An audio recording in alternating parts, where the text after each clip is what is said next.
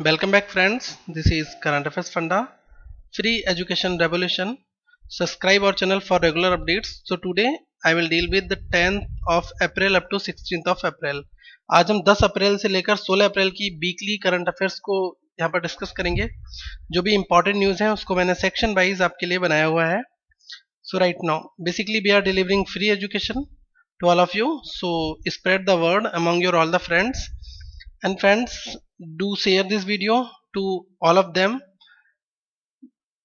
which don't have any source to coaching. जिनके पास कोई coaching का सोर्स नहीं है उन तक ये वीडियो को शेयर करिए। और अगर आपको कोई स्पेसिफिक टॉपिक पर वीडियो बनवानी है तो आप यहाँ पर फेसबुक चैनल पर कमेंट कर सकते हैं। ओके, सबसे पहले आज हम डिस्कस करेंगे MOU मतलब कि मेमोरेंडम ऑफ अंडरस्टैंडिंग, माउस। ठीक है, माऊ क्या होते हैं? एक देश दूसरे देश के बीच में कुछ करार होते हैं, मतलब उनको कुछ एग्रीमेंट्स भी कहते हैं। तो आज हम सबसे पहले उनको माऊ को डिस्कस करने वाले हैं। पहला माऊ साइंड हुआ है, India offers to invest $20 billion in Iran. Bharat ने $20 बिलियन ईरान में इन्वेस्टमेंट करने के लिए एक साइन किया है, एक मेमोरेंडम ऑफ अंडरस्टैंडिंग माऊ साइंड हुआ है। तो ये अमाउंट आपको याद रखना है कि $20 बिलियन का जो अमाउंट है वो भारत है ईरान में इन्वेस्टमेंट करने वाला है। ठीक है, India offers Iran to invest $20 billion in Iran. ठीक है, और ये जो अनाउंस किसके द्वारा हुआ है? Dharmendra Pradhan, minister of petroleum and natural gas during his 2-वे विजिट टू ईरान। अभी 2 दिवसीय यात्रा पर हमारे यहाँ के नेचुरल और पेट्रोलियम गैस मिनिस्टर जो हैं धर्मेंद्र प्रधान जी, वो ईरान गए थे और उन्होंने ये स्टेटमेंट वहां पर जाकर दिया है। Okay, so first of all friends, you should know also Iran president Hassan Rouhani. Iran के प्रेसिडेंट कौन है? ये है हसन रूहानी। ठीक है, तो क्वेश्चन यहां से आ सकता है कि ईरान के प्रेसिडेंट कौन है या कितने बिलियन डॉलर की डील हुई है भारत और ईरान के बीच में। नेक्स्ट बात करते हैं, India US agree in the principle on sharing military logistics. Bharat और अमेरिका जो मिलिट्री लॉजिस्टिक्स हैं उनको आपस में शेयर करने के लिए तैयार हो गए हैं। ये है हमारे यहाँ के डिफेंस मिनिस्टर मनोहर पर्रिकर जी। ठीक है, India and United States announced an in principle logistic exchange agreement to enable their militaries to use each other assets and base on repair and replacement of supplies. ठीक है, एक दूसरे के एसेट्स को वो लोग यूज करेंगे। इस पर एक एग्रीमेंट साइंड हुआ है कि हम अपने लॉजिस्टिक्स आपके साथ में शेयर करेंगे। तो क्वेश्चन आ सकता है कि मिलिट्री लॉजिस्टिक्स शेयर के लिए भारत ने किस देश के साथ में ट्रीटी की है? तो आपको वहां पर ऑप्शंस क्या लगाना है? यूनाइटेड स्टेट्स और इंडिया, इन दोनों के बीच में क्या ट्रीटी हुई है मिलिट्री लॉजिस्टिक्स के लिए। ओके, थर्ड की बात करते हैं, यूनिसेफ एक यूनाइटेड नेशंस का ऑर्गेनाइजेशन है और गीटम GITM ये ऑर्गेनाइजेशन है। इन दोनों के बीच में एक साइंड हुआ है, पैक्ट हुआ है to address the adolescent issues. ठीक है, जो एडोलसेंट इश्यूज हैं उनके लिए एक पैक्ट हुआ है। आइए बात करते हैं इसके बारे में। The UNICEF and GITAM university signed MOU to empower the adolescents 10 to 19 years and to address the issues of the adolescents in Visakhapatnam districts. The district has been selected as one of the 4 districts in India to deal with these kind of issues. ठीक है, the other districts which were selected was Purulia, West Bengal, Sivasar district in Assam and East Singhbhum इन झारखंड। तो ये कुछ districts हैं जिनके बीच में UNICEF के साथ में एक साइंड हुआ है। ठीक है, एडोलसेंस ये इसलिए साइंड हुआ है। ठीक है, नेक्स्ट बात करते हैं यूनिसेफ की। यूनिसेफ बेसिकली है क्या? यूनिसेफ एक ऑर्गेनाइजेशन है जो प्रमोट करता है the rights and wellbeing of every child and everything we do in everything we do, मतलब ये चाइल्ड के वेलफेयर के लिए यूनिसेफ ऑर्गेनाइजेशन काम करता है। ठीक है, और ये अभी बेसिकली 190 कंट्रीज में काम कर रहा है और यहाँ के जो हेड है वो है एंथनी लेक और CEO कौन है? Anthony lake. ठीक है, ये हेड और CEO दोनों एक ही हैं।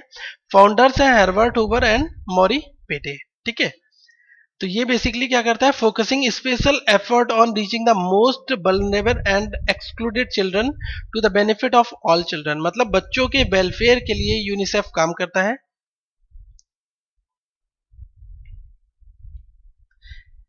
बात करते हैं नेक्स्ट की। एक MOU साइंड हुआ है इंडिया और बांग्लादेश के बीच में, द फील्ड ऑफ फिशरीज, मतलब मछली पालन के क्षेत्र में भारत और बांग्लादेश के बीच में एक मेमोरेंडम ऑफ अंडरस्टैंडिंग साइंड हुआ है।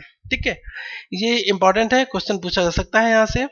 Union cabinet chaired by the prime minister Shri Narendra Modi was appraised about the memorandum of understanding that is MOU in between India and Bangladesh. Bharat और बांग्लादेश के बीच में हुआ है साइन। ठीक है, और ये बेसिकली फिशरीज को बढ़ावा देने के लिए, फिशरीज मतलब कि मत्स्य पालन, जिसको मछली पालन भी कहते हैं, मछली पालन के क्षेत्र में ये कदम उठाया गया है। क्वेश्चन आ सकता है कि बांग्लादेश की PM कौन है? ये है शेख हसीना। ठीक है, ये इंपॉर्टेंट है, इसको आप नोट कर लीजिएगा। नेक्स्ट बात करते हैं, इंडिया जर्मनी के बीच में एक साइन हुआ है नमामि गंगे प्रोजेक्ट्स के लिए। ठीक है, ये नमामि गंगे जो वाटर पोल्यूशन नदियों के द्वारा हो रहा है, गंगा जी के द्वारा, उसको दूर करने के लिए एक प्रोजेक्ट है नमामि गंगे। तो उस नमामि गंगे के लिए भारत और जर्मनी के बीच में एक MOU साइंड हुआ है। ठीक है, ये इंप्लीमेंटेशन किसके अंदर में आता है? इस एग्रीमेंट का Ganga रिजुनेशन under the Namami Gange programme was signed between India and Germany. Bharat और जर्मनी के बीच में हुआ है। The objective of this agreement, इस एग्रीमेंट का ऑब्जेक्टिव क्या है? Is to enable responsible stake holders at national and state level to apply integrated river basin management. ठीक है, और बेसिकली नमामि गंगे प्रोजेक्ट है क्या, कुछ थोड़ा सा आपको 2-4 पॉइंट्स यहाँ पर पता होने चाहिए। Namami Gange programme is a flagship programme of government of India. ये भारत सरकार का एक प्रोग्राम है जिसमें क्या बेसिकली मोटो है? With renewed impetus to decrease the river pollution and conserve the rivers river Ganga. Ganga को बचाना और गंगा के अंदर जो पोल्यूशन हो रहा है उसको दूर करना, this is the main motto of Namami Gange programme. Namami Gange programme का ये मेन मोटो भी है। In this connection, the Indian government solicited support from the various countries to rejuvenate the Ganga. Government of Germany, within vast experiences in cleaning and rejuvenating European rivers such as Rhine, Elbe and Danube. देखिए, कुछ European reverse बहुत अच्छी तरीके से साफ हुई थी, इस वजह से भारत ने जर्मनी के साथ में ये टाई अप किया है।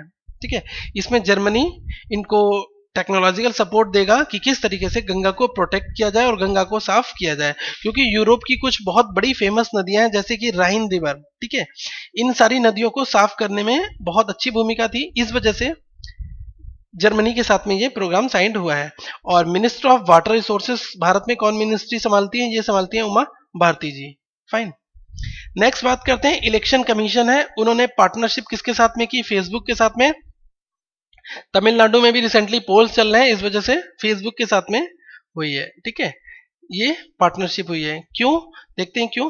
After joining hands with Twitter, Twitter के साथ पहले ही करार हो चुका है इलेक्शन कमीशन का। इन्होंने अनाउंस किया है कि फेसबुक के साथ पार्टनरशिप करेंगे। 31% of the electorate in Tamil Nadu and achieve 100% turnout. From May 15, Facebook users will see news feeds reminders with informational links about their polling stations. जो भी उनके पोलिंग स्टेशन है उनके बारे में जो भी इंफॉर्मेशन होगी वो वहां पर डिस्प्ले होगी। ठीक है, और आपको अभी याद रखना है कि चीफ इलेक्शन कमीशन कौन है? जिनको हम बोलते हैं CEC, मुख्य चुनाव आयुक्त। ठीक है, इनको समझ लीजिए, मुख्य चुनाव आयुक्त, ये है नजीम जैदी जी। ठीक है, चीफ इलेक्शन कमीशन कहते हैं इनको। तो ये है नजीम जैदी, डॉक्टर नजीम जैदी। और तमिलनाडु के गवर्नर की अगर बात की जाए तो ये है कौन है? रोशैया जी। ठीक है, के रोशैया, ये तमिलनाडु के गवर्नर है। और तमिलनाडु के चीफ आपको पता होना चाहिए, ये है जय ललिता। नेक्स्ट बात करते हैं नेशनल न्यूज की। फ्रेंड्स, नेशनल न्यूज बहुत ज्यादा इंपॉर्टेंट है, एग्जाम्स में आ सकती हैं। SBI के मेंस पेपर में बहुत सारी करंट न्यूज आएंगी, इसलिए अब हम एक एक करके करंट न्यूज को डिकोड करते हैं। पहली न्यूज है, सेंटर ने कॉन्स्टिट्यूट किया है बी टंडन कमेटी को। ये मॉनिटर करेगी गवर्नमेंट के एडवर्टीजमेंट से रिलेटेड, जो भी गवर्नमेंट के एडवर्टीजमेंट एक्सपेंसेस है, कहाँ एडवर्टीजमेंट लगाना है, कहाँ नहीं करना है, कितना पैसा लगाना है, इसके लिए गवर्नमेंट ने, सेंटर ने एक कमेटी बनाई है। इस कमेटी का मेन काम क्या होगा कि मॉनिटर करना किसको? एडवर्टीजमेंट को। तो क्वेश्चन आता है कि centre constitute which committee to govern the advertisement. Advertisement को मॉनिटर करने के लिए कौन सी कमेटी का गठन किया गया है? तो आपको यहाँ पर ऑप्शन चूज करना है, बी टंडन कमेटी। ठीक है, तो बी टंडन कमेटी जो है ये गवर्नमेंट की तरफ से कॉन्स्टिट्यूटेड कमेटी है जो कि एडवर्टीजमेंट को जज करेगी। ठीक है, मॉनिटर करेगी एडवर्टीजमेंट को। इंफॉर्मेशन एंड ब्रॉडकास्टिंग मिनिस्ट्री, जो ये इंफॉर्मेशन एंड ब्रॉडकास्टिंग मिनिस्ट्री है उसने ये कॉन्स्टिट्यूट किया है, और ये है mister Arun Jaitley ji. Arun Jaitley ji finance minister होते हुए साथ में इंफॉर्मेशन एंड ब्रॉडकास्टिंग मिनिस्ट्री को भी हैंडल कर रहे हैं, और headed by the former chief election commission CEC B B Tandon. ये पुराने चीफ इलेक्शन कमीशन रह चुके हैं बीबी टंडन, और उनके द्वारा इसकी अध्यक्षता की जाएगी। और कुछ एक्स्ट्रा इन्फॉर्मेशन मैंने आपको बता चुका हूं कि इलेक्शन कमिश्नर कौन है, सैयद नजीम जैदी हैं, और minister of information and broadcasting ये है अरुण जेटली जी। ठीक है, तो ये इन्फॉर्मेशन यहां से क्वेश्चंस बनने की संभावना ज्यादा होती है। Centre recommends rupees 1304 crore rupees for the drought relief to UP. Just a minute friends.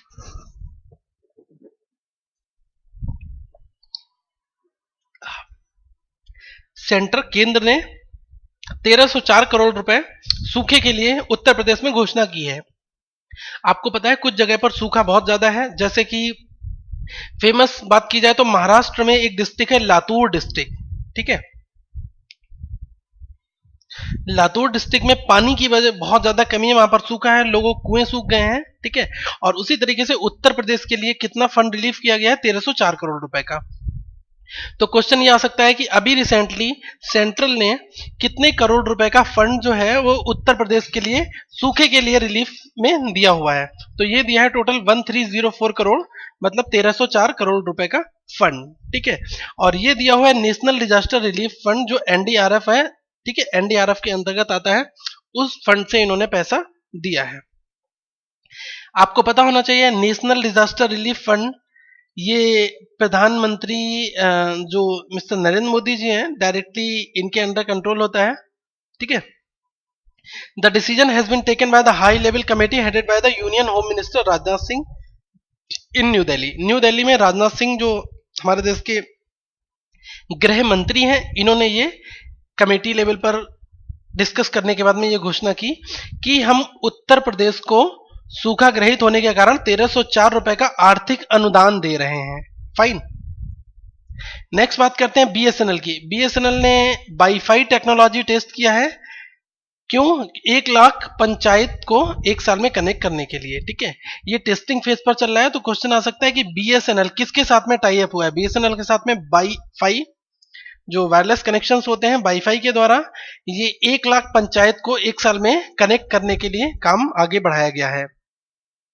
As the government's rural broadband projects is facing long delays, so telecom public sector unit BSNL is testing an alternative Wi-Fi based network to connect about 1 lakh village panchayats in a year with high speed internet। बहुत अच्छी high speed internet मिलेगी और सारे के सारे जो village panchayat हैं, ग्राम पंचायत जिनको हम बोलते हैं, वो इस वाईफाई टेक्नोलॉजी के द्वारा आपस में कनेक्टेड होंगे।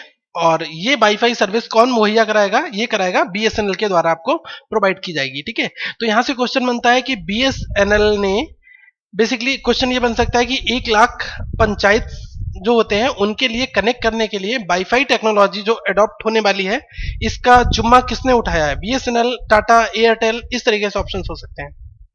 तो आपको पता है भारत संचार निगम लिमिटेड ये गवर्नमेंट कंपनी है और बीएसएनएल ने इसका जिम्मा उठाया है। कुछ चीजें आपको यहां पर याद करनी है कि ministries of communication and information कौन है? ये है रविशंकर प्रसाद। ठीक है, और ट्राई के चेयरमैन कौन है?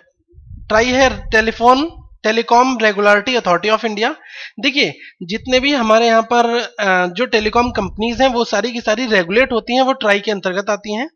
तो ट्राई में आरएस शर्मा जी हैं, ये वहां के चेयरमैन हैं, और रविशंकर प्रसाद जी वो है, ये है टेलीकॉम मिनिस्टर। ठीक है, minister of communication and information technology के मिनिस्टर्स हैं। ठीक है, नेक्स्ट फ्रेंड्स बात करते हैं ग्रीन यूपी क्लीन यूपी। देखिए, ग्रीन यूपी और क्लीन यूपी ये एक नाम की घोषणा है जो अभी प्रोग्राम चलाया गया है, और 5 करोड़ पेड़ को प्लांटेशन किया जाएगा उत्तर प्रदेश के अंतर्गत। तो क्वेश्चन ये आ सकता है कि अभी 5 करोड़ ट्रीज हैं वो यूपी में प्लांटेशन होने वाले हैं, तो किस योजना के अंतर्गत होंगे? तो उस योजना का नाम आपको याद रखना है ग्रीन यूपी और क्लीन यूपी। ठीक है, the UP government has directed all district magistrate, सारे के सारे जो डीएम हैं इनको आदेश दिया जा चुका है यूपी गवर्नमेंट के द्वारा कि इनको 5 करोड़ ट्रीज प्लांटेशन के लिए 6500 साइट्स देखी गई हैं। ठीक है, और ये एक डेट फिक्स की गई है कि जुलाई under the green UP clean UP programme. ठीक है, ये जुलाई तक फिक्सेशन होना है, और उत्तर प्रदेश के जो गवर्नर हैं ये हैं गवर्नर जी राम नाईक, इनका नाम है। ठीक है, तो उत्तर प्रदेश के सीएम की बात की जाए तो सीएम है अखिलेश यादव जी और गवर्नर है राम नाईक। फाइन। नेक्स्ट बात करते हैं centre to issue universal ID card for the differentially abled people.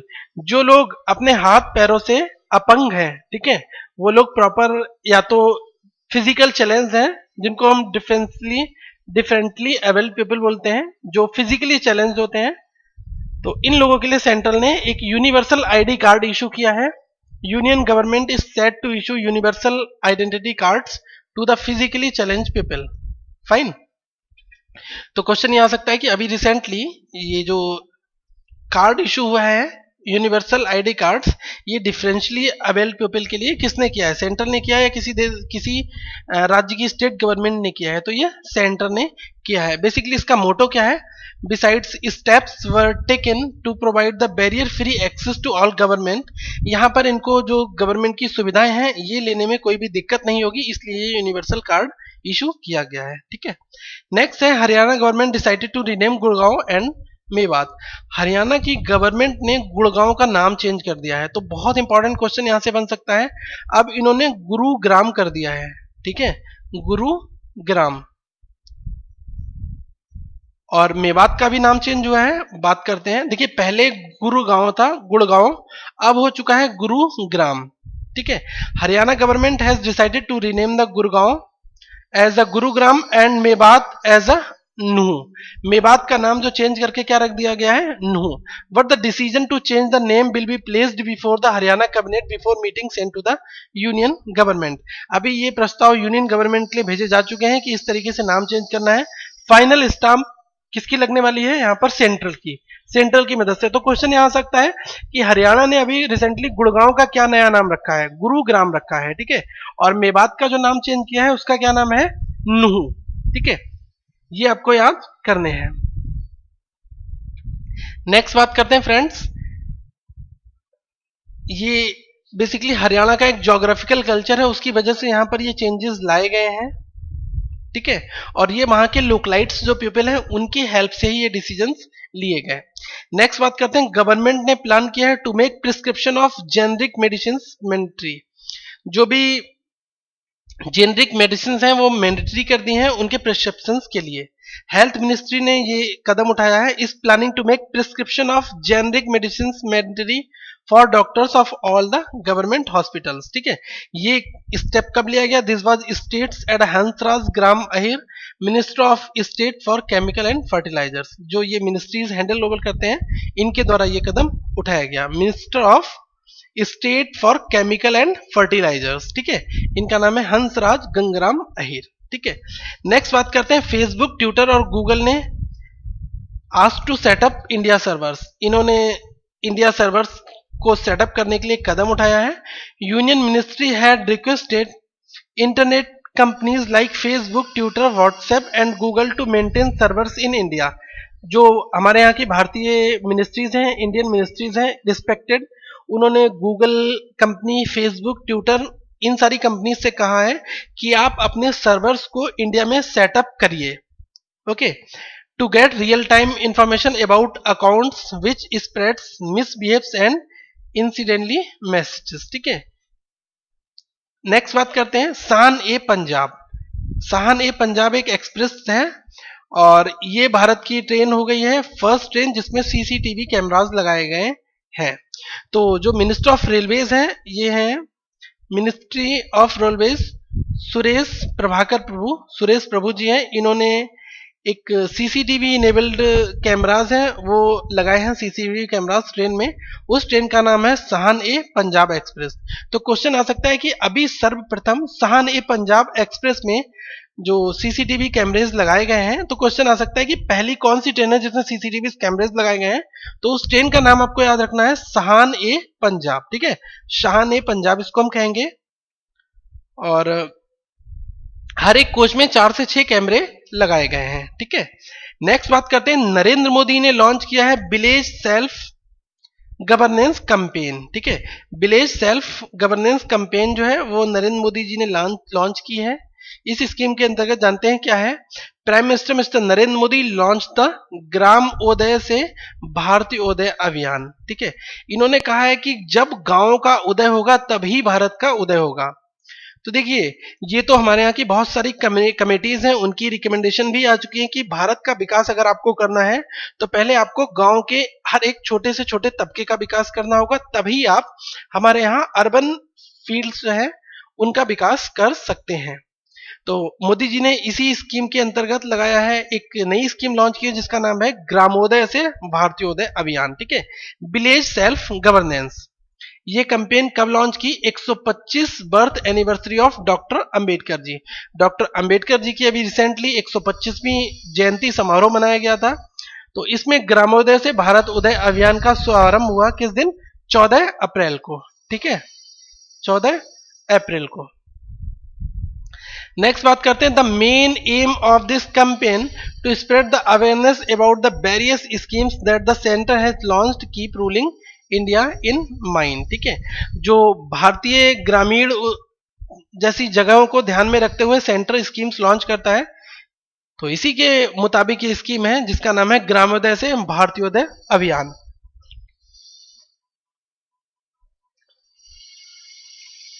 Next बात करते हैं टीसीएस। आपको पता है टीसीएस क्या है, टाटा कंसल्टेंसी सर्विसेज। ये टाटा की सॉफ्टवेयर रिलेटेड कंपनी है। And Mahindra accounts for 80% of completed toilets by India inclusive. तो देखिए, software major Tata consultancy services TCS company है, और यूटिलिटी व्हीकल मेकर जो महिंद्रा ग्रुप है।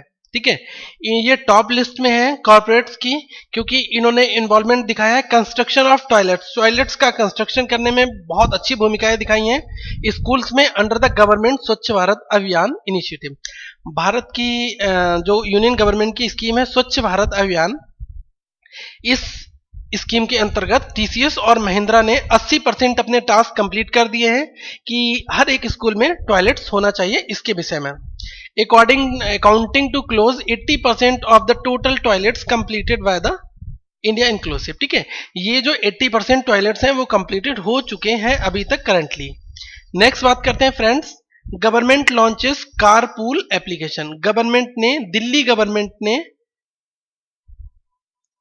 एक एप्लीकेशन लॉन्च किया है कारपूल एप्लीकेशन। देखिए, दिल्ली में क्या चल रहा है अभी, 15 तारीख से लेकर 30 तारीख तक इवन ऑड का प्रोग्राम चल रहा है। ठीक है, तो उसमें एक कारपूल एप्लीकेशन लॉन्च किया है days before the second phase. ये सेकेंड फेज स्टार्ट हुआ है ऑड इवन का। ये एंटी ट्रैफिक स्कीम है। ऑड इवन से क्या होगा, ट्रैफिक तो कम होगा ही होगा, साथ में पोल्यूशन भी कम होगा। सपोज करिए एक दिन में अगर मैं दिल्ली की बात करूं तो यहां पर 1 लाख गाड़ी रोड पर चलती हैं, तो इसमें ऑड इवन मिक्स होती हैं। अगर हम ऑड इवन ट्रैफिक को चला रहे हैं तो एक दिन ऑड चलेंगे, अगले दिन इवन चलेंगे, मतलब कि 50 लाख गाड़ियां कम हो जाएंगी एक दिन में, ऐसा माना जाता है।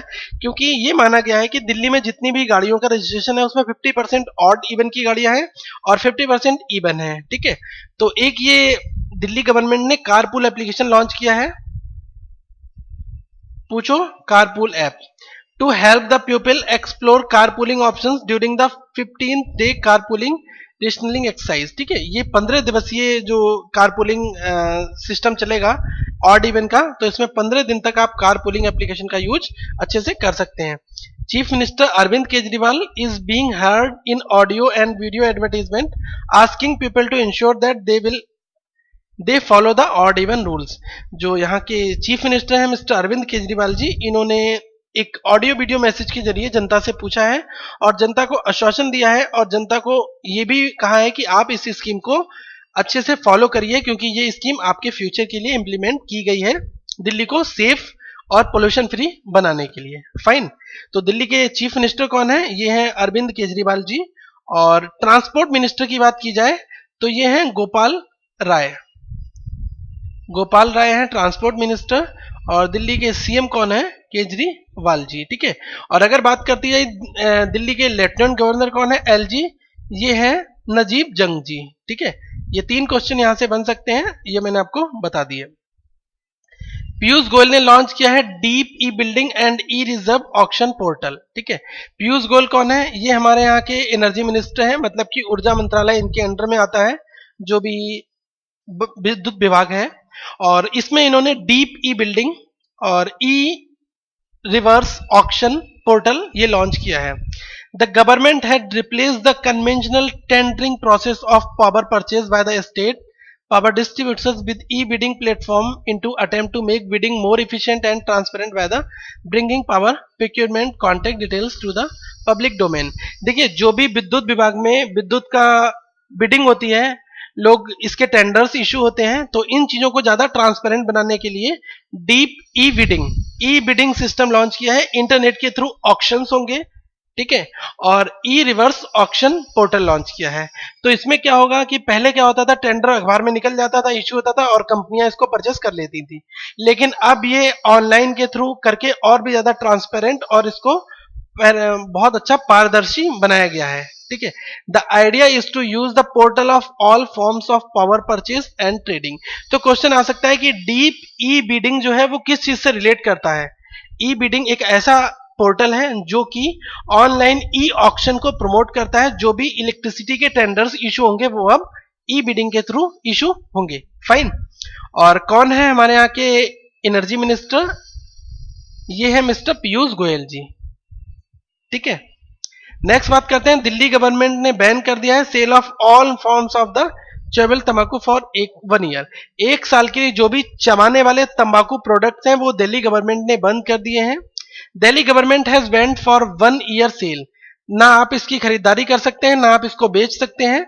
And storage of all forms of chewable तंबाकू, जिनको चबाया जाता है वो तंबाकू के प्रोडक्ट्स को बंद कर दिया गया है, जैसे कि गुटखा, पान मसाला, खैनी और जर्दा। ये अब नेशनल कैपिटल में नहीं बिकेंगे। Cabinet nod to adopt statute of SAWEN to check wild life crimes, ठीक है। कैबिनेट ने अडॉप्ट किया है सावेन की स्टैचू को, ठीक है। ये सावेन बेसिकली है क्या? ये है south Asia wild life enforcement network, इसको हम कहते हैं सावेन। इसकी स्टैचू को गवर्नमेंट ने अडॉप्ट किया है। क्यों? क्योंकि वाइल्ड लाइफ के क्राइम्स को बचाया जा सके। ये है प्रकाश जावड़ेकर जी, ये हमारे यहाँ के पर्यावरण मिनिस्ट्री, इन्वायरमेंटल मिनिस्टर है। ये इनके अंडर में फॉरेस्ट वगैरह ये सारे मिनिस्ट्रीज आते हैं, ठीक है। जो भी पर्यावरण से रिलेटेड जो भी डिपार्टमेंट है उन सबको हैंडल करते हैं प्रकाश जावड़ेकर, ठीक है। तो क्यों करा है इन्होंने साबेन को, ठीक है, south Asia wild life enforcement network को, ठीक है। ये एक regional inter governmental wild life law enforcement है। Support body launch in January 2011 in Paro Bhutan, ठीक है। इसका एम क्या है? Working collectively as a strong regional inter governmental body to combat wild life crimes. इनको वाइल्ड लाइफ जो भी क्राइम्स हो रहे हैं उनको बचाना। वाइल्ड लाइफ क्राइम्स कैसे होते हैं? जैसे कि इलीगल पोचिंग, आपने सबोच कर लिया, जो भी हमारे यहाँ इंडेंजरस स्पीसीज हैं, जो विलुप्त होते हैं प्राणी हैं, अगर आप इनकी तस्करी करते हैं या इनको इलीगल मार के इनकी खाल उतार के ले जाते हैं तो ये सब वाइल्ड लाइफ क्राइम्स में आता है। तो इन चीजों को सेव करने के लिए ही ये कदम उठाया गया है, ठीक है। तो south Asian wild life enforcement network को स्टेब्लिश किया जाएगा कि कितने सारे वाइल्ड लाइफ क्राइम्स को प्रोटेक्ट भी किया जा सके और इनको चेक भी किया जा सके, ठीक है। अब क्वेश्चन हमारे यहां से आता है कि ये कहां कहां हो रहा है। ये बेसिकली एशिया, भूटान, नेपाल और बहुत सारे ऐसे राज्य हैं जहां पर ये चीजें, बहुत सारे ऐसे देश हैं जहां पर ये इंप्लीमेंटेशन हो चुका है। South Asia, Afghanistan, Bangladesh, Bhutan, India, Maldives, Nepal, Pakistan, यहां पर इस चीज का इंप्लीमेंटेशन ऑलरेडी हो चुका है। और मैंने आपको बताया प्रकाश जावड़ेकर जी कौन है? Ministry of environment and forest, ठीक है। जो भी पर्यावरण और जो जंगल मंत्रालय आता है वो प्रकाश जावड़ेकर जी के अंतर्गत आता है। PM Narendra Modi launches national agricultural market portal e NAM. E NAM को मोदी जी ने लॉन्च किया है। इंपॉर्टेंट न्यूज है फ्रेंड्स। तो आपको याद रखना है कि अभी मोदी जी ने कौन सा नया पोर्टल लॉन्च किया है? एग्रीकल्चरल मार्केट, इसका नाम है ENAM, E name. Prime minister Narendra Modi has launch the India first electronic trading portal E-NAM for National Agricultural Market to connect e-mandis in several states and allow farmers to sell their goods across the country। देखिए, जो भी गांव देहात के लोग हैं वो अगर अपने प्रोडक्ट को डायरेक्टली सेल करना चाहते हैं उनके लिए ENAM ई नेम पोर्टल लॉन्च किया गया है। इसके थ्रू आप क्या कर सकते हैं कि जो भी डिफरेंट स्टेट्स में मंडी वगैरह बनाई जाती हैं, जहां पर सब्जी वगैरह ऑक्शन होता है, सब्जी बिकती है, उसको ई नेम पोर्टल के थ्रू इन्होंने मुहैया कराने की सुविधाएं प्रदान की है।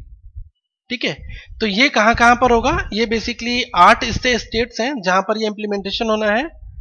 UP, MP, Haryana, Chhattisgarh, Gujarat, Karnataka, Himachal Pradesh and Telangana.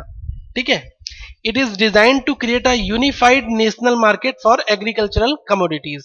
जो भी एग्रीकल्चरल, कृषि से रिलेटेड जो भी एक्टिविटीज होंगी उनको ये मॉनिटर करेगा, ई नेम पोर्टल।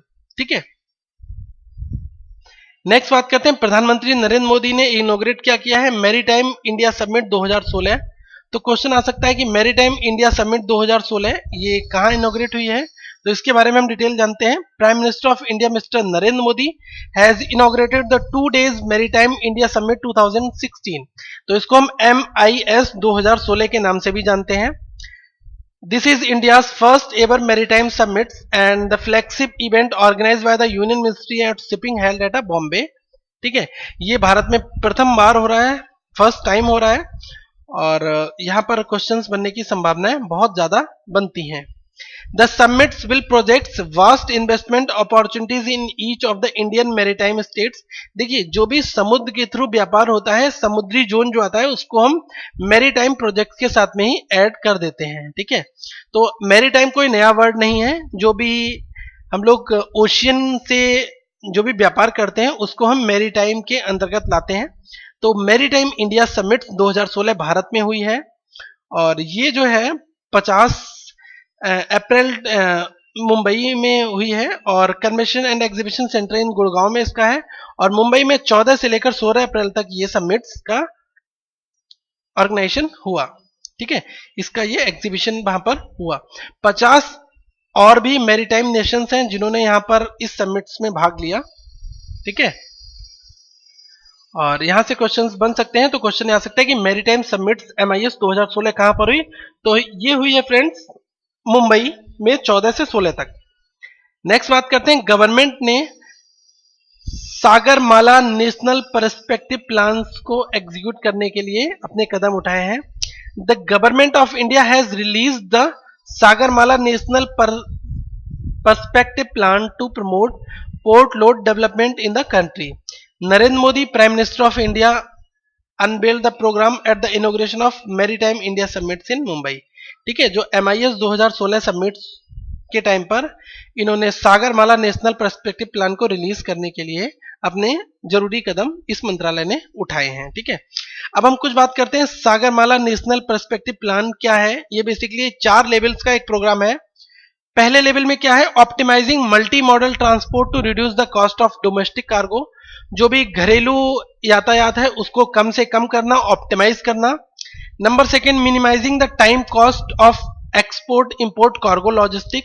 ठीक है, टाइम को मिनिमाइज कर देना, और जो भी इंपोर्ट और एक्सपोर्ट कार्गो लॉजिस्टिक हो रहे हैं उनके मुताबिक टाइम और कॉस्ट दोनों चीजों को। Lowering cost of bulk industries by locating them closer to the coast.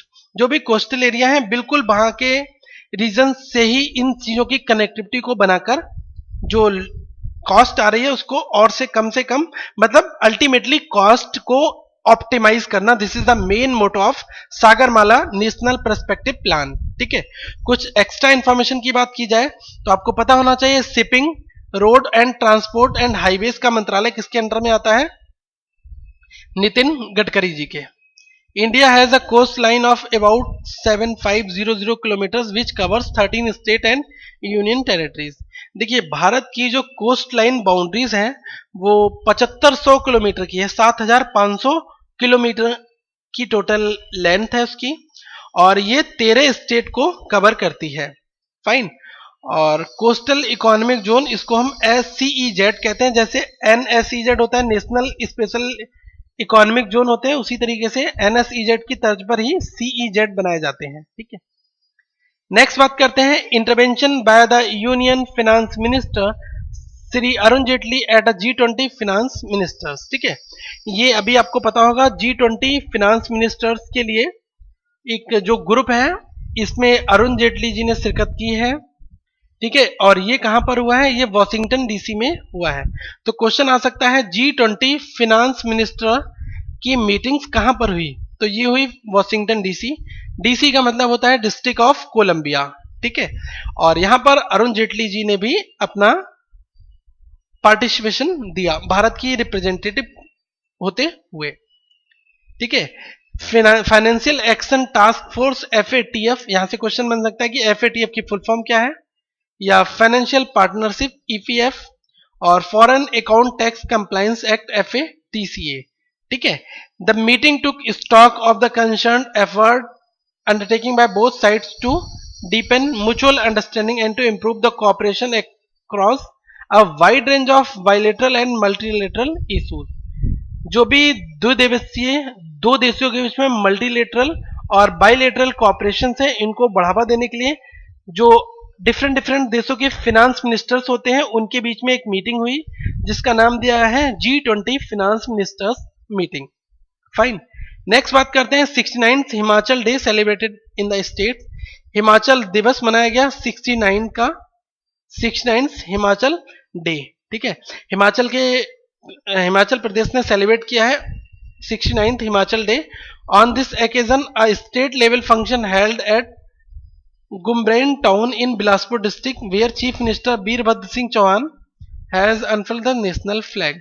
इन्होंने वहां पर नेशनल फ्लैग लगाया, और वीरभद्र जी चौहान जी हैं, ये हिमाचल प्रदेश के कौन है, CM है, चीफ मिनिस्टर हैं।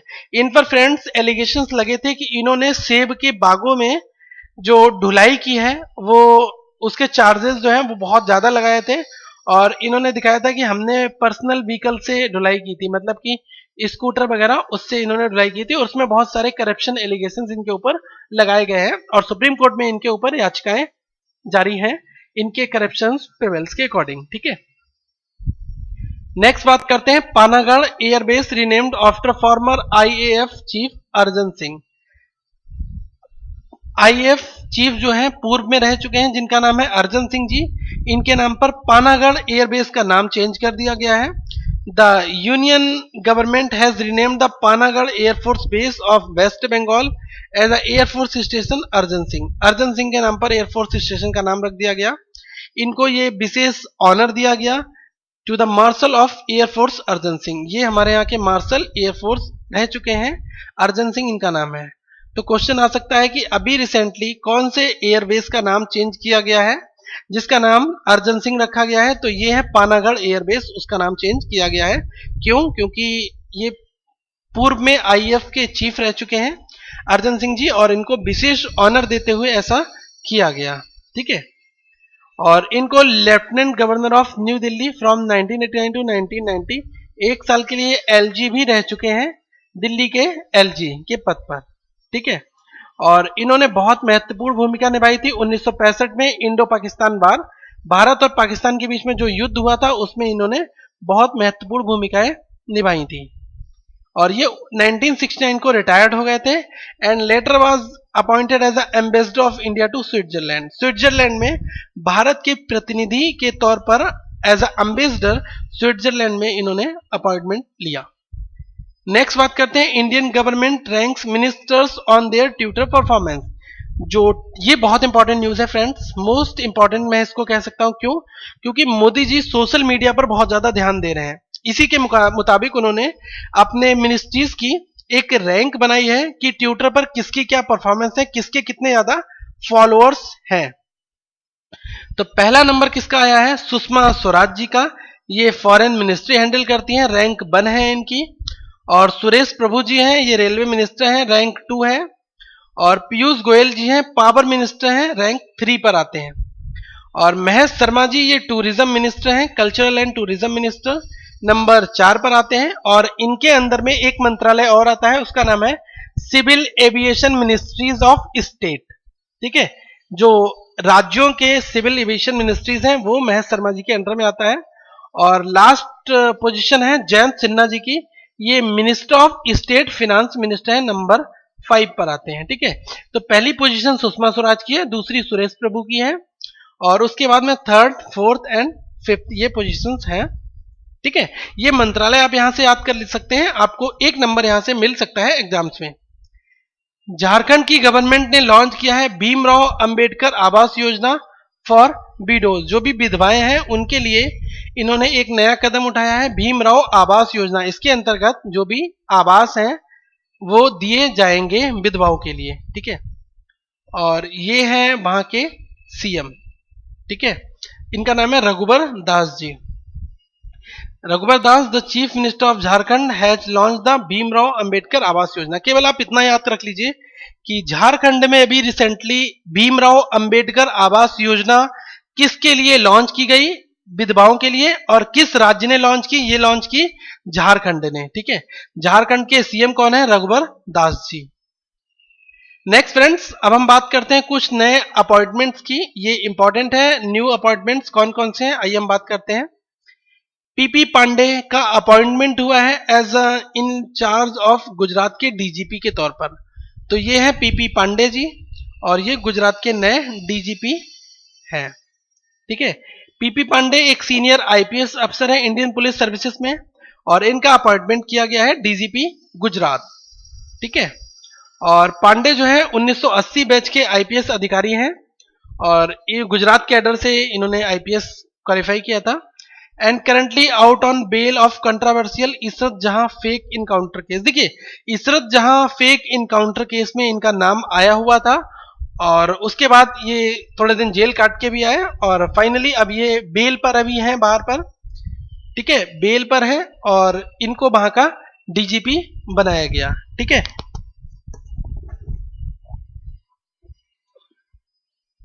तो आपको पता होना चाहिए फ्रेंड्स, इशरत जहां इनकाउंटर क्या है। देखिए, मैं आपको थोड़ा सा ब्रीफ डिस्क्रिप्शन बताना चाहूंगा। गुजरात के तत्कालीन मुख्यमंत्री उस टाइम पर थे नरेंद्र दामोदर दास मोदी, नरेंद्र मोदी जी, और गुजरात के जो गृह राज्य मंत्री थे उस समय थे मिस्टर अमित शाह जी। तो इनको मारने की साजिश चल रही थी मोदी जी के लिए, तो लश्कर की एक एजेंट थी, ऐसा कहा गया है सीबीआई की प्रोब में, क्योंकि अभी रिसेंटली डेविड हेडली जो जिंदा आतंकवादी है जिसको अमेरिका की जेल में रखा गया है, इसकी वीडियो कॉन्फ्रेंसिंग के थ्रू अभी रिसेंटली एक बयान लिया गया था भारतीय एनआईए कोर्ट के द्वारा। तो एनआईए के कोर्ट में जो हेडली ने बयान दिया था, तो हेडली ने कहा था कि जो इशरत जहां थी वो लश्कर की ही एक फिदाइन थी। मतलब फिदाइन वो बंदे होते हैं जो अपने आप को खत्म कर लेते हैं, और जो उनका टारगेट होता है उसको एक्सप्लॉइट करने के बाद में, मतलब मेन टारगेट को डेड करने के बाद में, वो एग्जीक्यूट टारगेट अगर हो जाता है उसके बाद में वो अपने आप को उड़ा डालते हैं बम के द्वारा, तो वो फिदाइन होते हैं। ठीक है, फियादीन उनको बोलते हैं। तो ये इशरत जहां इनकाउंटर जब पता चला कि ये मुख्यमंत्री जी के लिए मारना चाहती है, और एक ये यूनिवर्सिटी की स्टूडेंट भी रह रही थी उसी करंटली टाइम पर, तो इसका एनकाउंटर गुजरात पुलिस के द्वारा किया गया। इसमें बहुत सारे लोगों के नाम आए, डीजीपी बंजारा और डीजीपी पीपी पांडे और अमित शाह और नरेंद्र मोदी, इन सारे लोगों के लिए ऊपर एक चार्जशीट दाखिल की गई थी, क्योंकि बाद में कहा गया था कि ये इनकाउंटर जो है फर्जी है। ठीक है, लेकिन इसके ऊपर सीबीआई प्रोब बैठी और एनआईए ने इंक्वायरी कराई, और इसके ऊपर फाइनली बाद में डिसीजन आया कि नहीं ये ठीक है। और अभी करंटली हेडली का बयान बताता है कि ये इशरत जहां इनकाउंटर जो फर्जी नहीं था, उसके बयान के अकॉर्डिंग ये लश्कर की ही एक एजेंट थी। ठीक है, जो नरेंद्र मोदी के मिशन पर काम करने के लिए आई हुई थी। ठीक है, इतना काफी है। नेक्स्ट हम बात करते हैं, यूक्रेन की पार्लियामेंट ने अपॉइंट किसको किया है, Groysman as a new prime minister. ठीक है, तो ये इंपॉर्टेंट क्वेश्चन है फ्रेंड्स, यहां से बनने की संभावनाएं ज्यादा है, तो आप इसको नोट कर लीजिएगा। ठीक है, new prime minister of Ukraine, ये कौन अपॉइंट हुए हैं, यूक्रेन की पार्लियामेंट ने अपॉइंट किया है ग्रॉयसमैन को। ठीक है, और यूक्रेन की कैपिटल जो है वो क्या है, कैब, और वहां के प्रेसिडेंट कौन है, ये है पेट्रो पोरोशेंको। ठीक है, ये वहां के प्रेसिडेंट हैं, और नए जो प्राइम मिनिस्टर हैं इनका नाम है ग्रॉयसमैन। ठीक है, नेक्स्ट बात करते हैं, Ajay Devgn is Andhra Pradesh new brand ambassador. Ajay Devgn जो है ये नए ब्रांड एम्बेसडर हुए हैं आंध्र प्रदेश के। Ajay Devgn and his actress wife Kajol will serve as a brand ambassador of Andhra Pradesh tourism. Andhra Pradesh में टूरिज्म को बढ़ावा देने के लिए अजय देवगन और इनकी वाइफ काजोल हैं, ये दोनों लोग वहां पर काम करेंगी। ठीक है, तो क्वेश्चन आ सकता है कि अभी रिसेंटली ब्रांड एम्बेसडर किसको बनाया गया है आंध्र प्रदेश के कल्चरल टूरिज्म का, तो ये बनाया गया है अजय देवगन जी को।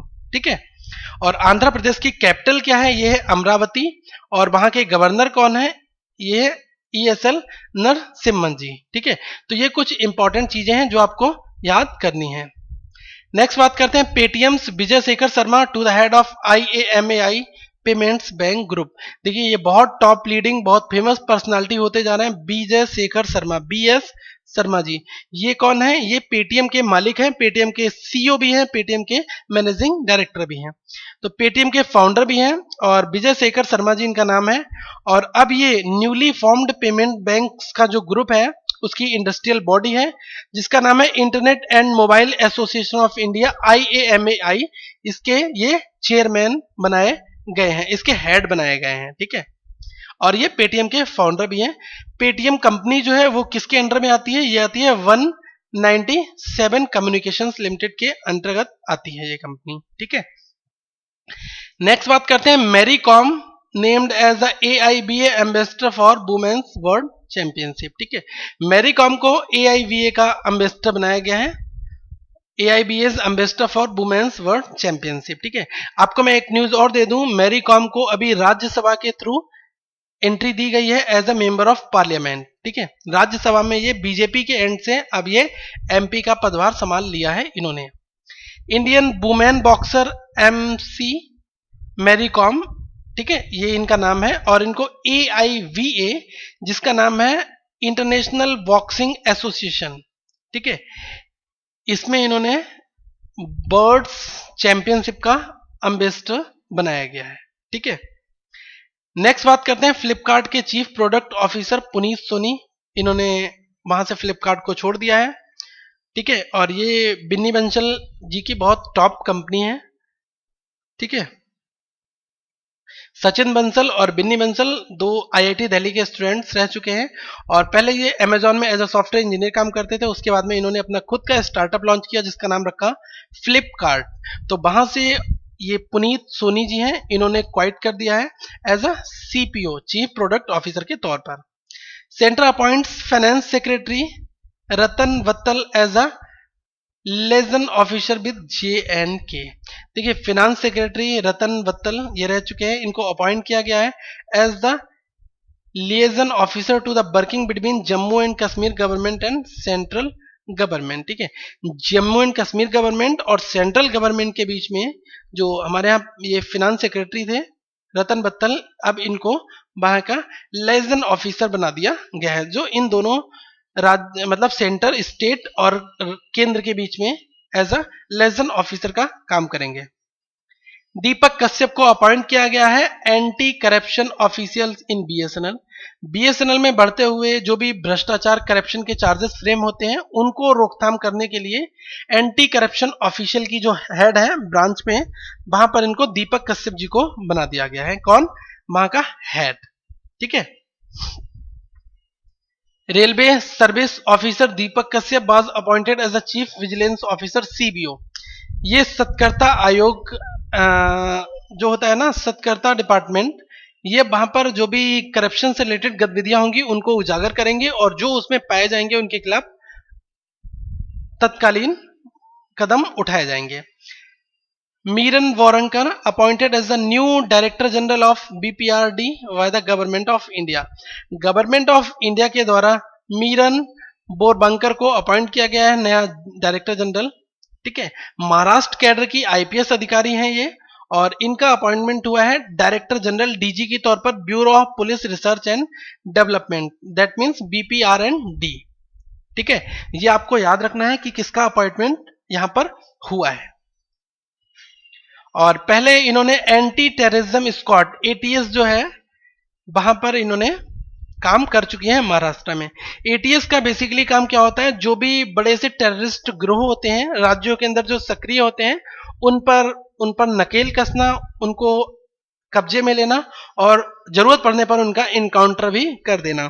आपको पता है एटीएस उत्तर प्रदेश में बहुत ज्यादा सक्रिय रहती है, क्योंकि यहाँ पर कुछ टेररिस्ट ग्रोह और जो छोटे मोटे ग्रोह नहीं होते हैं बहुत ज्यादा, जो नाक में दम कर देते हैं पुलिस की, उनके लिए एटीएस ही काम आती है।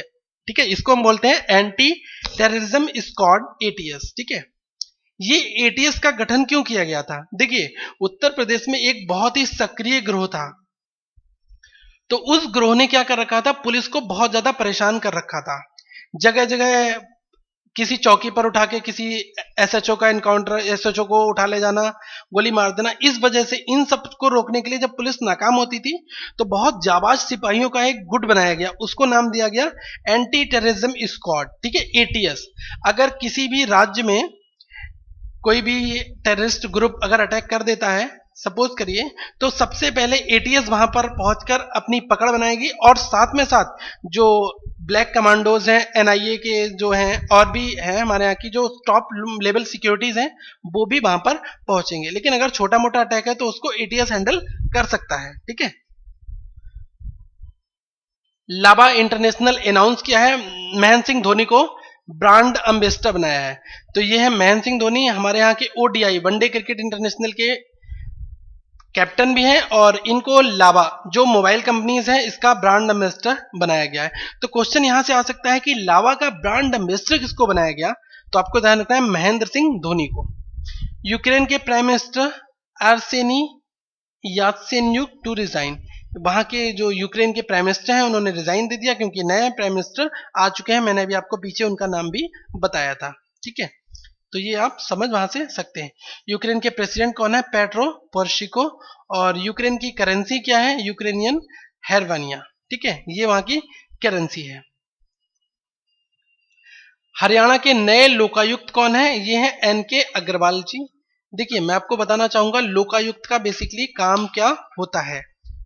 तो देखिए, लोकायुक्त का काम ये होता है कि कोई भी स्टेट है, अगर उसमें टॉप लेवल पर जैसे जो मिनिस्ट्रीज हैं उनके ऊपर अगर कोई भी एलिगेशंस फ्रेम होते हैं, जैसे कि सपोज करिए वहां पर कोई भी मंत्रालय है उसके ऊपर भ्रष्टाचार के आरोप लगाए गए, तो आरोपों को उन आरोपों की जांच करने के लिए किसको गठन किया जाता है? लोकायुक्त के अंडर में ये मैटर आता है।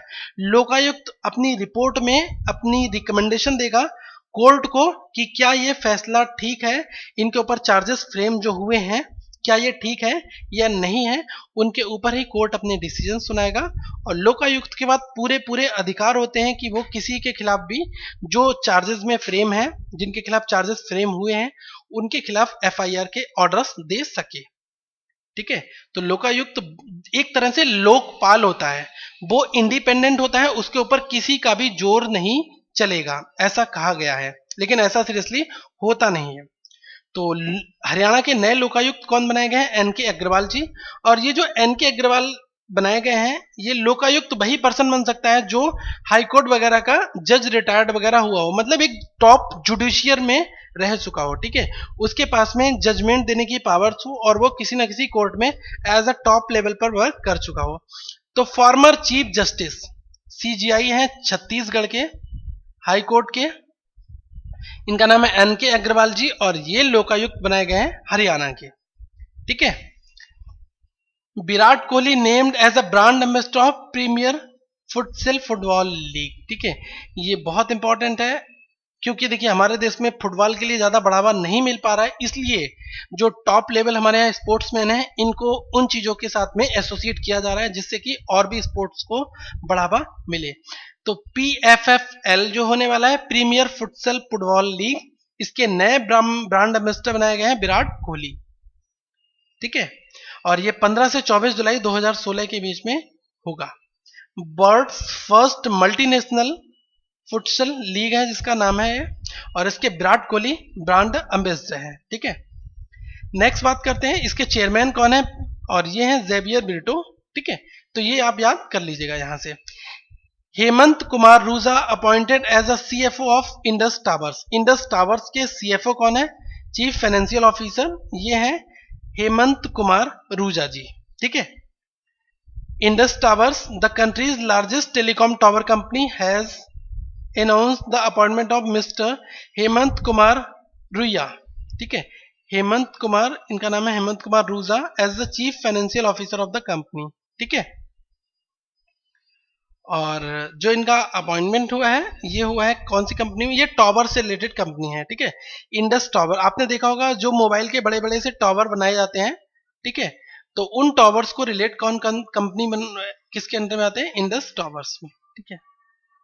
Next friends, let's discuss international news here. अब हम कुछ इंटरनेशनल न्यूज के बारे में डिस्कस करते हैं। Varanasi Kathak dancer breaks world record. एक वाराणसी की कथक डांसर है जिन्होंने विश्व रिकॉर्ड को तोड़ दिया है। आइए इनके सामने हम बात करते हैं। इन्होंने 123 घंटे और 30 मिनट लगातार परफॉर्मेंस दी। तो बहुत इंपॉर्टेंट है और क्वेश्चन आ सकता है कि कहाँ की डांसर है वो? ये है वाराणसी की Kathak dancer. A Kathak dancer from Banaras has been broken the world record of longest dance performance by continuously dancing for 123 hours and 30 minutes. It was previously held by the Kerala's Hemlata. जो केरला की हेमलता है, इनके द्वारा ये रिकॉर्ड पहले इनके नाम पर था और अब ये बनारस की डांसर हैं, उनके द्वारा ये रिकॉर्ड मेंशन हो चुका है। ठीक है। Just a minute friends, let me drink some water.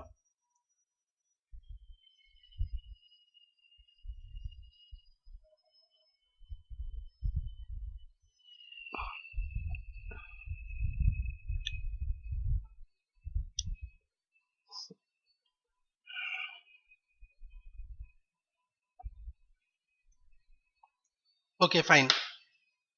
ठीक है। तो देखिए, पहले जो प्रीवियसली ये रिकॉर्ड था, ये नाम था केरल में। ठीक है।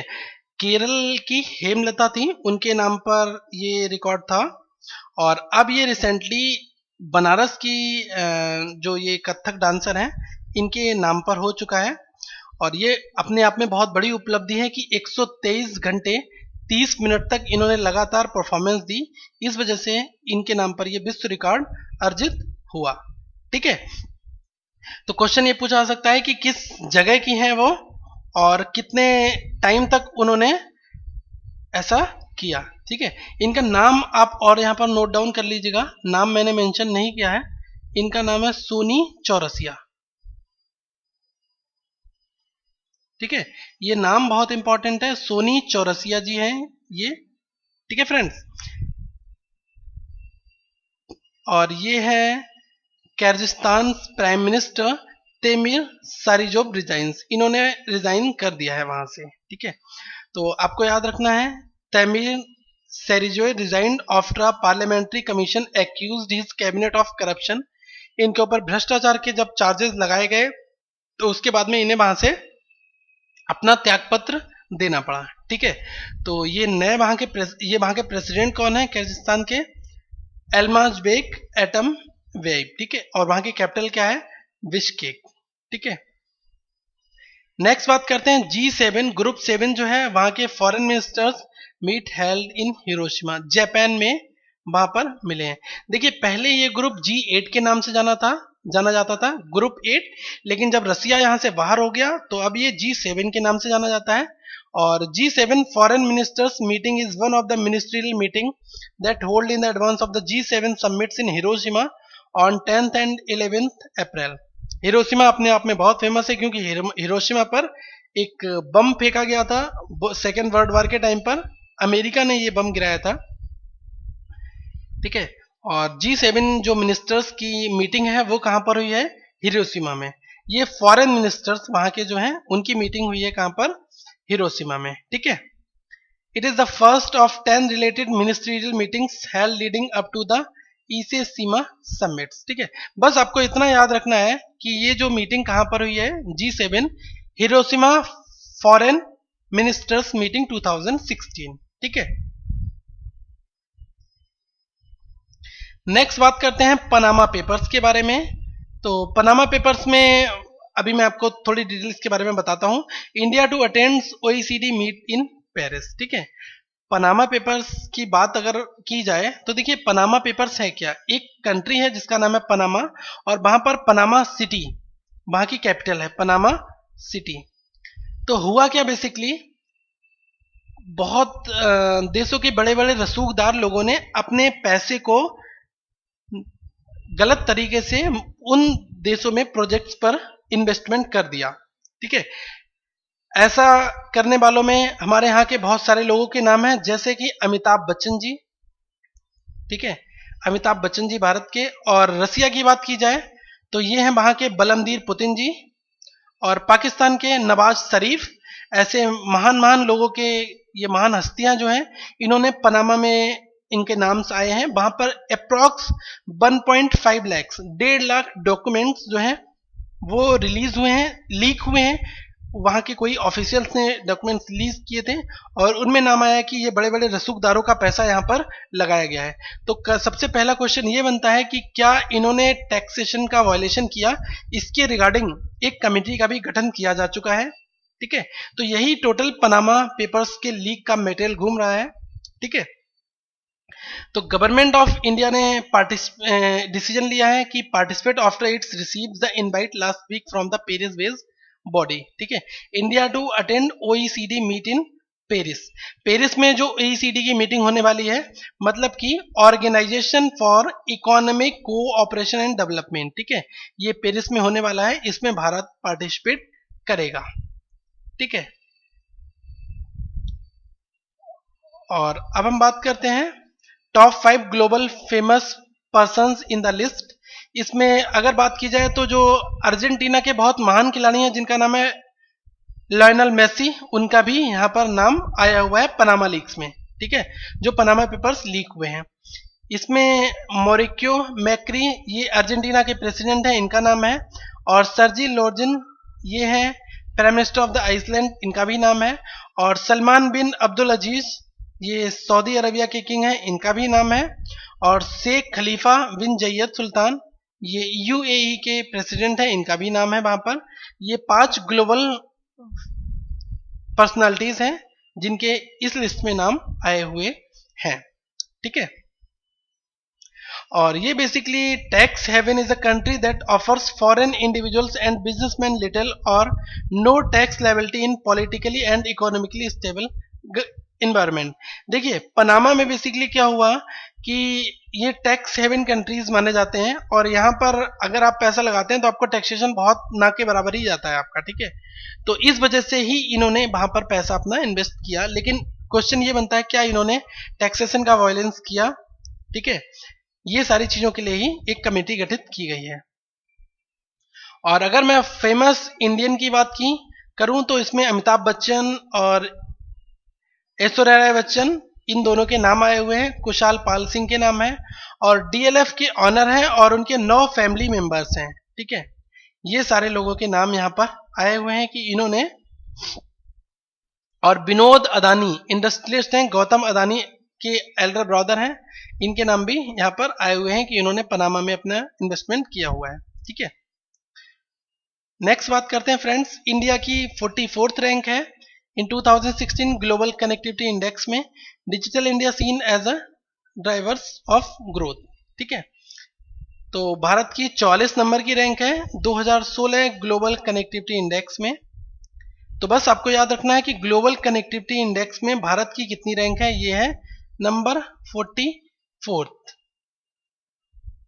ठीक है,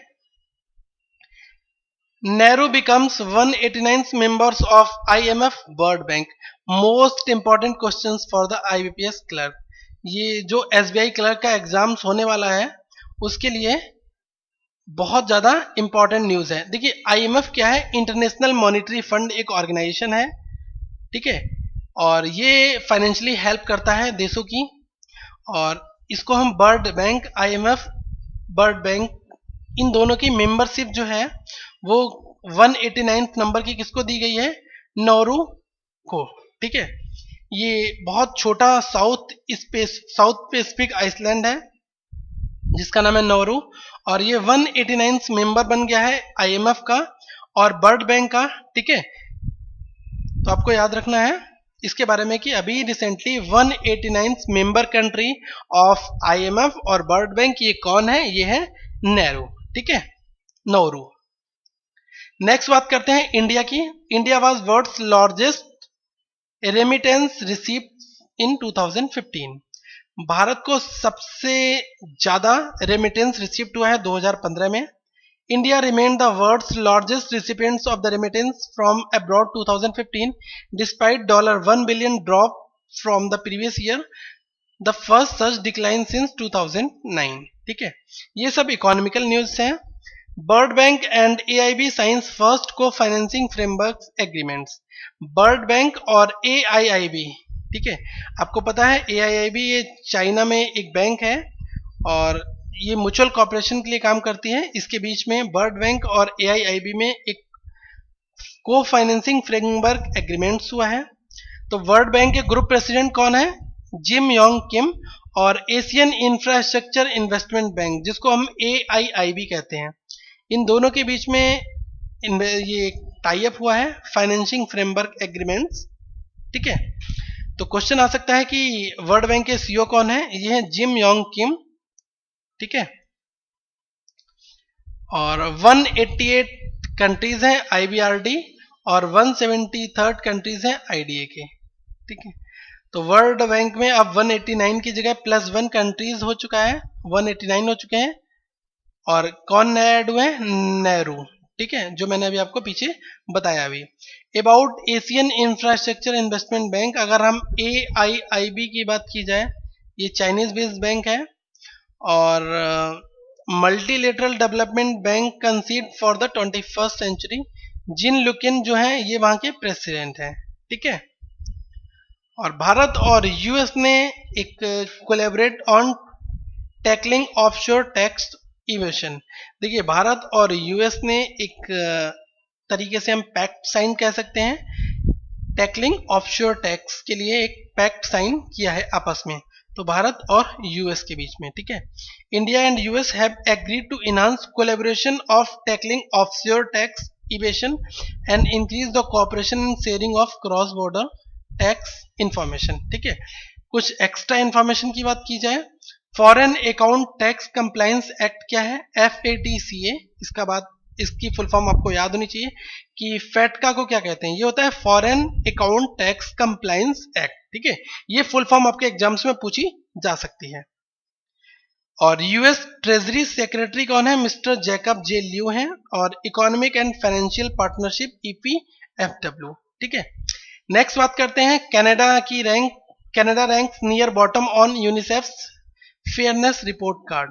यूनिसेफ के फेयरनेस रिपोर्ट कार्ड में कनाडा जो है बहुत पास है। क्वेश्चन आ सकता है कनाडा की बेसिकली रैंक की अगर हम बात की जाए, तो अभी हम आपको रैंक पे बताते हैं। Canada's poorest children are falling further behind. देखिए, यहाँ कनाडा में क्या है, जो वहाँ के पुअरेस्ट चिल्ड्रन हैं वो गिर रहे हैं, ठीक है, according to the UNICEF report के अकॉर्डिंग, ठीक है। और यूनिसेफ की fairness for children report card ने रिलीज किया है रैंक, जिसमें Canada 26 out of 35 efficient nations, ठीक है। जो प्रभावित देशों की बात की जाए उसमें कनाडा 26 नंबर पर आता है 35 में से, ठीक है। यूनिसेफ मैं आपको बता चुका हूं, यूनिसेफ के CEO कौन है? Anthony lake. और CEO हेड दोनों सेम है, ठीक है। First delivery of Russian S-300 air force defence system arrives in Iran. Iran में रसिया की तरफ से पहला S-300 air defence system Iran में आ चुका है। Iran's foreign ministry officials announced that Russia delivered the first part of the S-300 surface to air missile defence system. Russia ने अपनी जो नई मिसाइल टेक्नोलॉजी है वो ईरान को सेल की है, उसका नाम क्या है? S-300, ठीक है। तो क्वेश्चन आ सकता है S-300 जो रसिया की मिसाइल टेक्नोलॉजी है वो उसने किस देश को सेल की, किस देश को दी है? तो वो दी है ईरान को, ठीक है। Pakistan China began joint air exercise. Pakistan और चाइना के बीच में एक ज्वाइंट एयर एक्सरसाइज हुई जिसका नाम क्या दिया गया है? शाहीन 5, ठीक है। पाकिस्तान के जो पाकिस्तान एयरफोर्स है उसको हम PAF का नाम देते हैं। प्रेसिडेंट वहां के हैं मनमोहन हुसैन है, और People's Liberation Army Air Force PLAF इसका नाम आपको याद रखना है, और यूएस की जो फोर्स है उसको कहते हैं यूनाइटेड स्टेट्स एयरफोर्स। ठीक है, अब हम कुछ डिस्कस करते हैं बैंकिंग और इकोनॉमिक टर्म्स के बारे में friends. BRICS bank disburses $250 million loan for renewable energy projects to Canara Bank. Canara Bank के लिए ब्रिक्स बैंक्स ने $250 मिलियन का लोन जो है वो दिया। तो डायरेक्ट आपको याद क्या करना है कि ब्रिक्स बैंक ने कितना लोन कैनरा बैंक के लिए रिन्यूएबल एनर्जी प्रोजेक्ट्स, मतलब कि एनर्जी को कैसे सेव किया जाए उसके लिए दिया। फाइन, तो ये दिया $250 मिलियन का। और ब्रिक्स बैंक को हम लोग एक नया नाम और दिया गया है, NDB, न्यू डेवलपमेंट बैंक के नाम से भी जाना जा सकता है, और इसको ब्रिक्स बैंक भी कहते हैं। आइए हम जानते हैं NDB के बारे में। NDB बेसिकली है क्या? NDB के प्रेसिडेंट है कामनाथ, और KB कामनाथ, और इसका हेडक्वार्टर है संघाई बैंक। और NDB में बेसिकली 5 देशों से मिलाकर एक बैंक बनाई गई है। इसमें ब्राजील है, रसिया है, इंडिया है, चाइना है और साउथ अफ्रीका है। यहाँ के जो भी डेलीगेट्स हैं उन सबके शेयर्स यहाँ पर हैं। ठीक है, और जो इसके प्रेसिडेंट हैं वो होंगे भारत की तरफ से फर्स्ट फेज में, उनका नाम है KB कामनाथ, KB कामत। ठीक है, KB कामत, KB कामत जो है वो प्रेसिडेंट है और हेडक्वार्टर है संघाई चाइना में। और कैनरा बैंक के चेयरमैन की बात की जाए तो राकेश शर्मा जी हैं कैनरा बैंक के चेयरमैन। ठीक है, Fairfax India to invest $300 million in Sanmar chemicals. Sanmar chemicals में $300 मिलियन जो है वो इन्वेस्टमेंट कौन करेगा? Fairfax India. ठीक है, अब आइए जानते हैं फेयरफैक्स इंडिया है क्या। सनमार केमिकल्स ये भारत का प्राइवेट सेक्टर पेट्रोकेमिकल फर्म है, और ये रिसीव करने वाला है अप्रॉक्स 2000 करोड़ इक्विटी इन्वेस्टमेंट। कहां से? फेयरफैक्स इंडिया होल्डिंग्स की कंपनी की तरफ से। ठीक है, ऐसा कहा गया। और कुछ एक्स्ट्रा इंफॉर्मेशन की बात की जाए तो Sanmar is the process of expanding its PVC capacity in Egypt from 2 lakh tons to 4 lakh tons per year. The investment will be made through a combination of equity and fixed income securities. Sanmar group के chairman कौन है? N Shankar ji हैं, और Egypt के president हैं अब्दुल फतेह अल CC. और Fairfax India के chairman कौन है? प्रेम बादशाह जी। नेक्स्ट न्यूज की बात करते हैं friends. Bharti Airtel first entity to get payment bank licence from RBI। देखिए, भारतीय एयरटेल को भी पेमेंट बैंक का लाइसेंस RBI के द्वारा दिया गया है।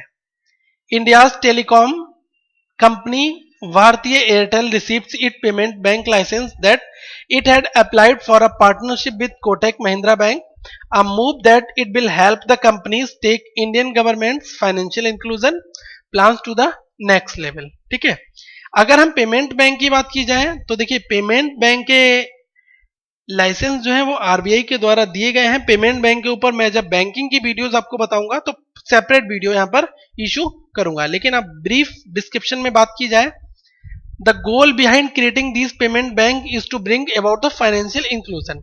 Financial inclusion का मतलब क्या होता है? वित्तीय समावेश। वित्तीय समावेश का बेसिकली मतलब क्या होता है? Banking for all. हर एक छोटे से छोटे तबके के लोगों को बैंकिंग सेक्टर के द्वारा जोड़ा जाए।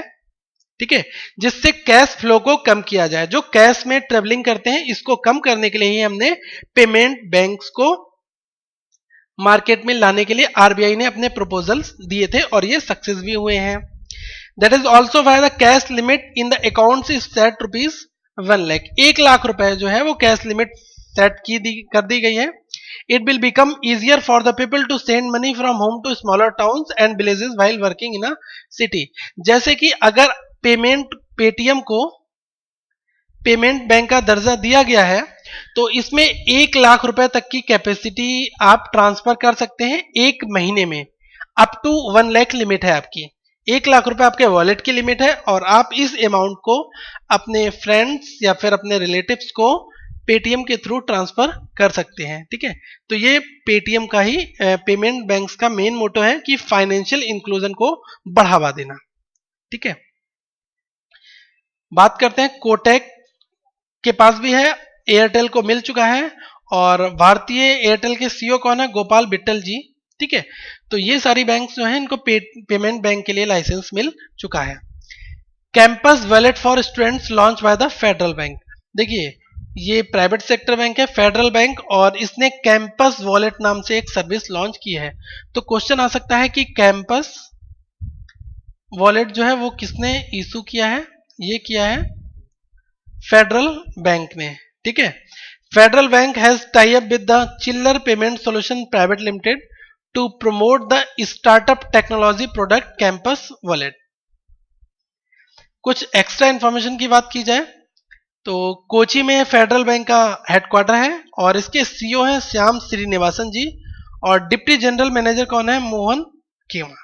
ठीक है, तो आपको ये इंफॉर्मेशन यहीं से आपके क्वेश्चंस बन सकते हैं। कैंपस वॉलेट कौन इशू करने वाला है? कैंपस वॉलेट का मोटिव क्या है?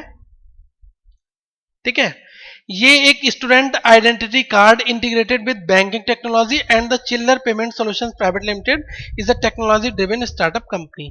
तो इसमें क्या होगा? स्टूडेंट की जो आईडी कार्ड होगा उसके साथ में ही ये कैंपस वॉलेट इशू हो जाएगा। ठीक है, जिसके थ्रू ये फाइनेंशियल ट्रांजेक्शन करने में इनको आसानी हो सकेगी।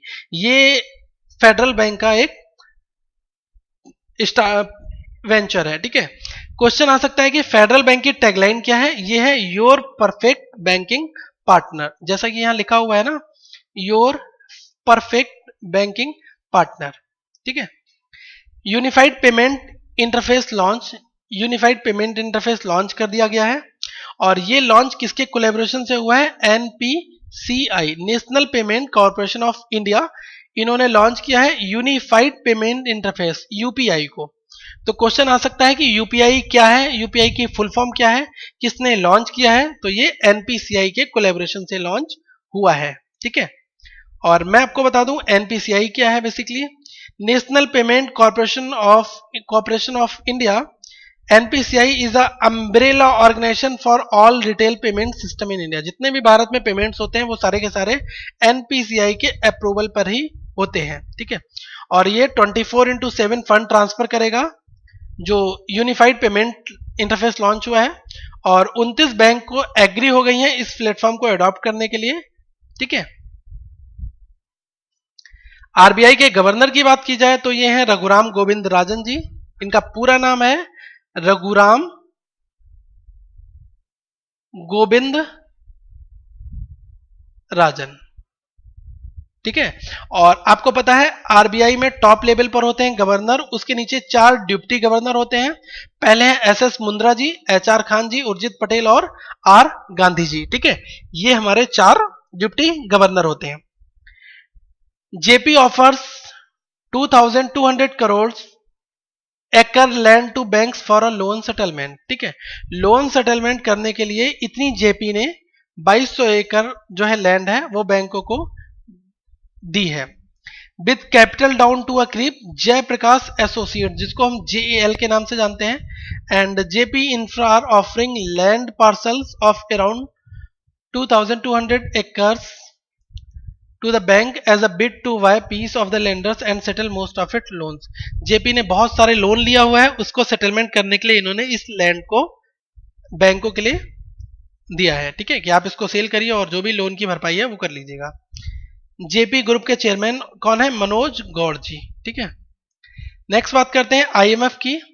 आईएमएफ ने डिक्लेयर कर दिया है India's growth is projected as a notch up to 7.5% in 2016 and 17। तो देखिए आईएमएफ क्या है? इंटरनेशनल मॉनिटरी फंड है, और उसने कहा है भारत की जो ग्रोथ है वो 7.5% होगी। कब? 2016 से 17 के फाइनेंशियल ईयर में। तो क्वेश्चन यहां से आने की संभावनाएं जरूर है। आईएमएफ का हेडक्वार्टर कहां पर है? Washington DC, district of Columbia, that is DC here. और 1945 में इसका गठन किया गया था।